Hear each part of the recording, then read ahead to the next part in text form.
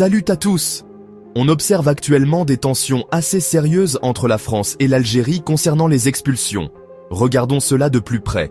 Récemment, la France a tenté d'expulser 2 ressortissants algériens, mais l'Algérie les a immédiatement renvoyés.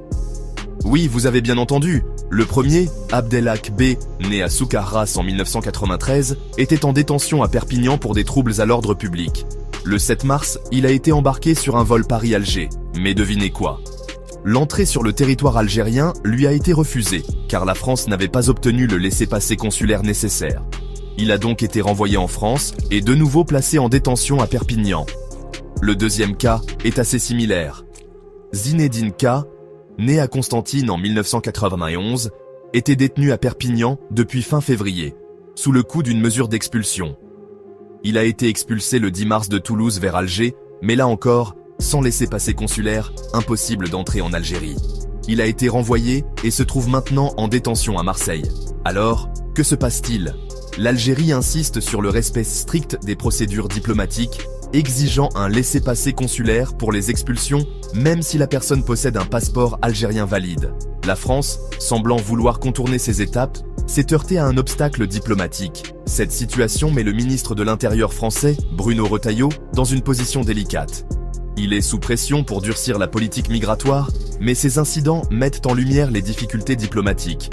Le Premier ministre français a même annoncé une révision de l'accord franco-algérien de 1968 sur les migrations, espérant faire pression sur l'Algérie en matière d'expulsion.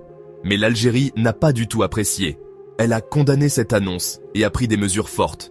Suspension des relations avec le Sénat, imposition de restrictions d'entrée aux officiels français, rappel de son ambassadeur, arrêt de la coopération en matière d'expulsion et exclusion de la France des contrats d'approvisionnement en blé. Oui, la situation est devenue très tendue. À l'avenir, la France pourrait imposer des sanctions à Air Algérie, restreindre les visas pour les officiels algériens ou renforcer les contrôles maritimes. De son côté, l'Algérie pourrait imposer des restrictions commerciales ou ralentir les accords commerciaux avec la France. Les experts doutent que la révision de l'accord migratoire par la France fasse pression sur l'Algérie. Les renseignements américains suggèrent que les tensions vont s'intensifier, avec de possibles sanctions et restrictions commerciales. Il existe cependant une faible probabilité que l'Algérie accepte un accord modifié si les relations s'améliorent, en se référant à la réconciliation passée avec l'Espagne. En résumé, ces drames liés aux expulsions ne sont qu'un nouveau chapitre dans l'histoire longue et complexe entre la France et l'Algérie. C'est un enchevêtrement de politiques, de griefs historiques et de bras de fer diplomatiques. Alors, gardez un œil sur cette affaire, car la situation promet d'être encore plus intéressante. Merci de nous avoir suivis et n'oubliez pas d'aimer, de commenter et de vous abonner pour plus d'informations. À bientôt pour une prochaine vidéo.